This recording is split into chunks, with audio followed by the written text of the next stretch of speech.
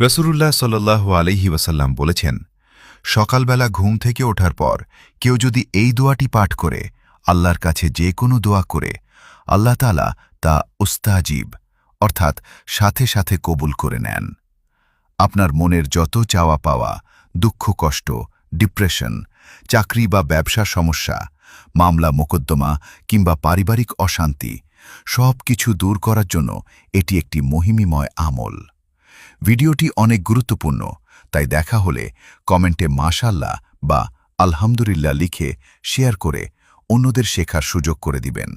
আপনি ভাবতেও পারবেন না আপনার মাধ্যমে কত কোটি মানুষ এই আমলটি করবে, আর এর বিনিময়ে আপনিও অসংখ্য নেকির অংশীদার হবেন ইনশাআল্লাহ। হাদিসটি বুখারী ও মুসলিম উভয় গ্রন্থে বর্ণিত হয়েছে।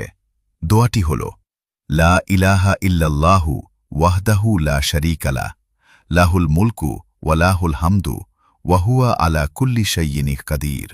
সুবহানাল্লাহি ওয়ালহামদুলিল্লাহি ওয়ালা ইলাহা ইল্লাল্লাহু ওয়াল্লাহু আকবার ওয়ালা হাওলা ওয়ালা কুওয়াতা ইল্লা বিল্লাহ। দোয়াটি আমল করার সঠিক নিয়ম জেনে রাখুন। ১. প্রতিদিন সকালে ঘুম থেকে ওঠার পরপরই শয্যা ত্যাগের সময়। ২. মনোযোগ সহকারে ৩ বার পাঠ করবেন। ৩. এই দোয়াটি পড়ার পর আপনি আল্লাহর কাছে যা চাইবেন তাই কবুল হবে ইনশাআল্লাহ। আপনি চাইলে আরবিতে বা নিজের ভাষায় বাংলায় আল্লাহর কাছে মনের আকুতি জানাতে পারেন। কিছু বিশেষ প্রার্থনা যা আপনি দোয়ার পর বলতে পারেন।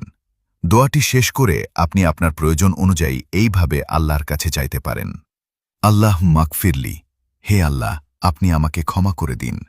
ওরজুকনি, হে আল্লাহ আপনি আমার উত্তম রিজিকের ব্যবস্থা করে দিন।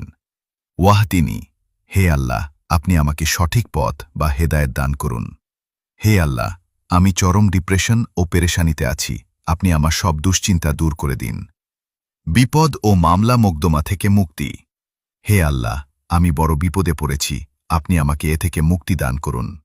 মনে রাখবেন, যার সব দোয়া মহান আল্লাহ কবুল করে নেন তার ভাগ্য পরিবর্তন হতে সময় লাগে না।